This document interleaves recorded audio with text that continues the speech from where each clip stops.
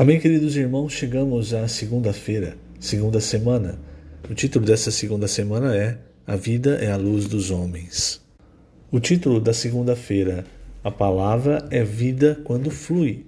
E o versículo, 1 João 1:1, o que era desde o princípio, o que temos ouvido, o que temos visto com os nossos próprios olhos, o que contemplamos e as nossas mãos apalparam com respeito ao verbo da vida.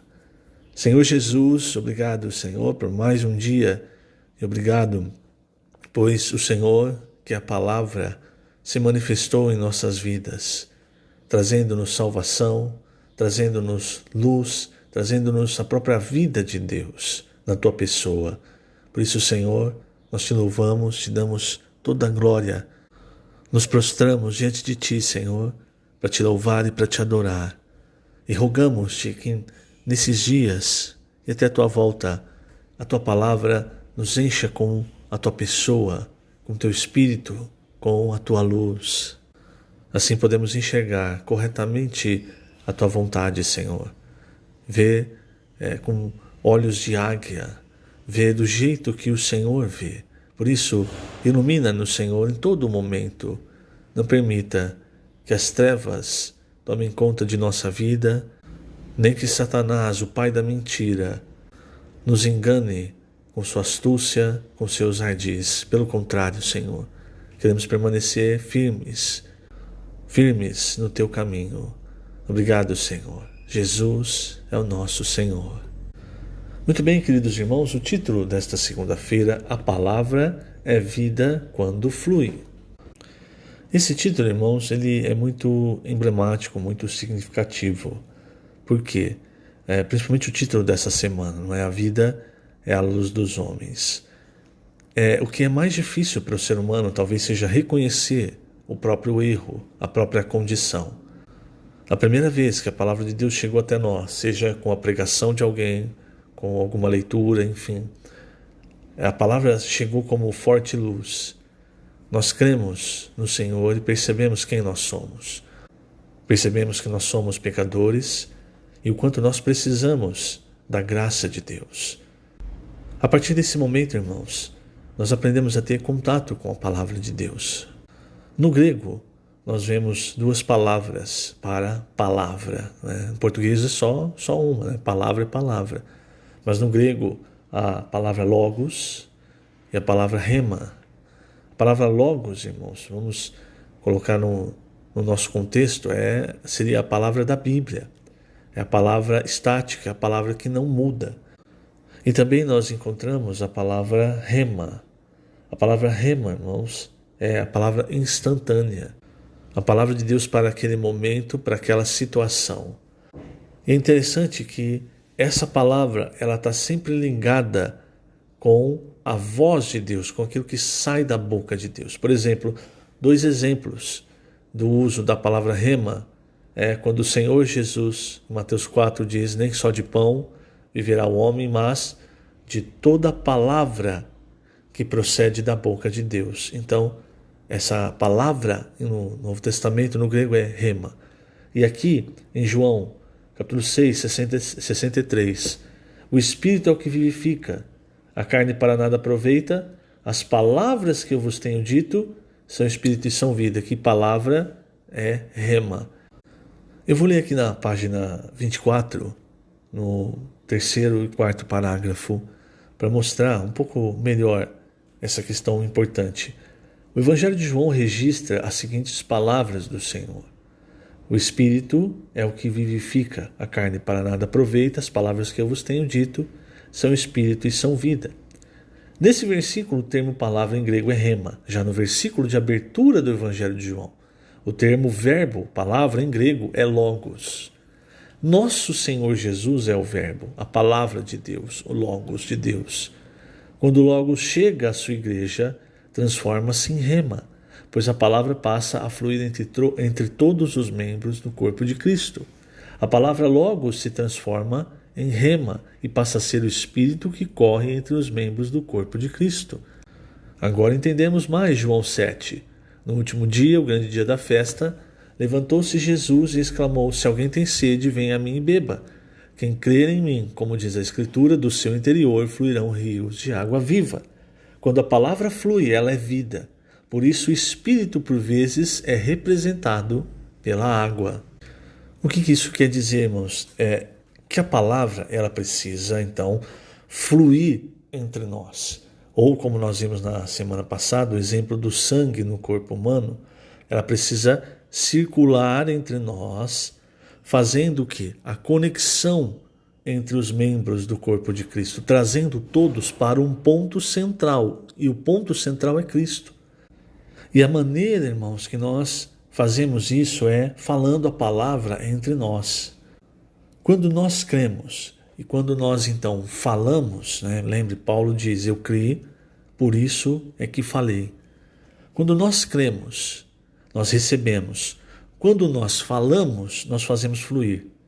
Você percebe? Então a água não fica parada.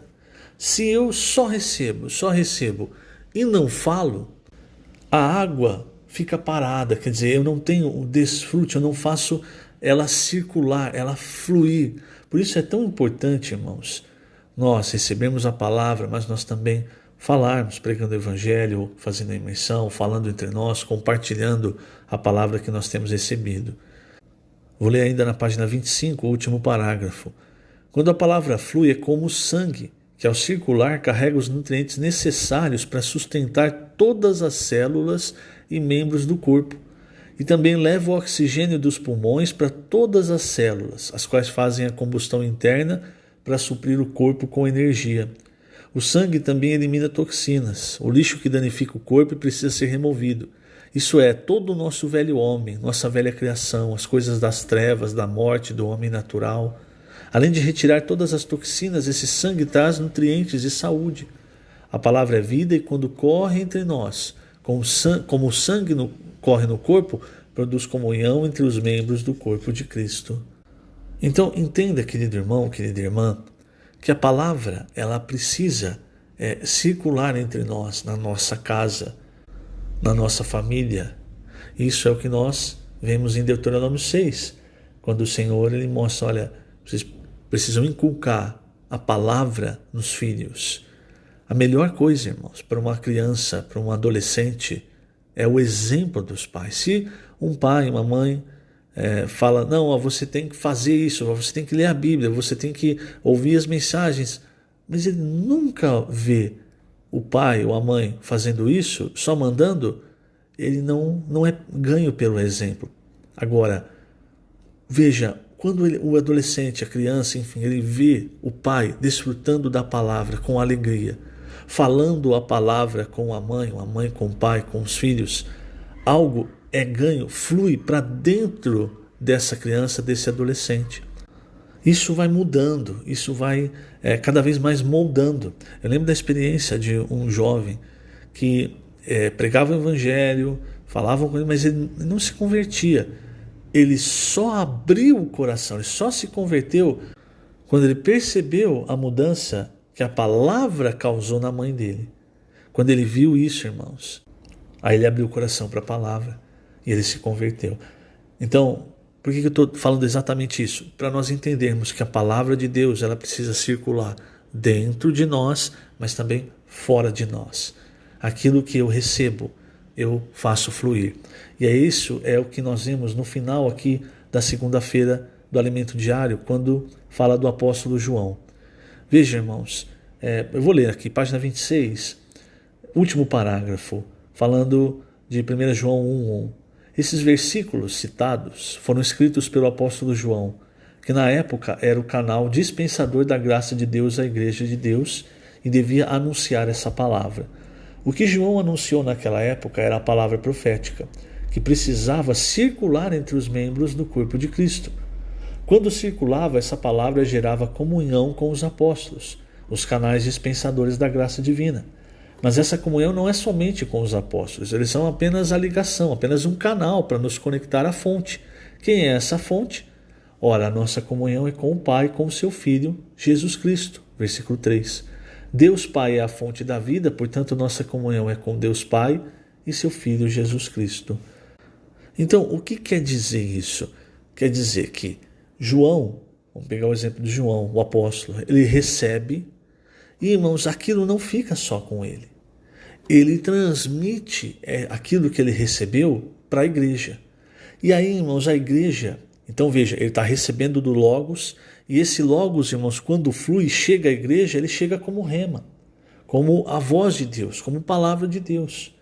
E quando chega esse fluir através do apóstolo, ou através do profeta, enfim, quando chega esse fluir, o que acontece?